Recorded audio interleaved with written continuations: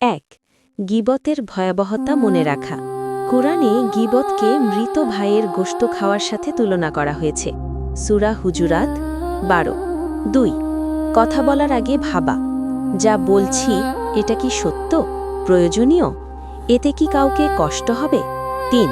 নীরব থাকার অভ্যাস করা। রাসূলুল্লাহ সাল্লাল্লাহু আলাইহি ওয়াসাল্লাম বলেছেন, যে আল্লাহ ও আখিরাতে বিশ্বাস করে সে ভালো কথা বলুক বা চুপ থাকুক। ৪. গীবতের আসর ত্যাগ করা। যেখানে গীবত হয় সেখান থেকে সরে যাওয়া বা বিষয় পরিবর্তন করা। ৫. নিজের দোষ মনে করা। নিজের ভুল মনে রাখলে অন্যের দোষ নিয়ে কথা বলার আগ্রহ কমে। ৬. গীবত হলে প্রতিবাদ করা। নরমভাবে বলা, ভাই অন্য কথা বলি চলুন। ৭. বেশি জিকির করা। জিহ্বা আল্লাহর জিকিরে ব্যস্ত থাকলে গীবতের সুযোগ কমে। ৮. ভালো মানুষদের সঙ্গ বেছে নেওয়া।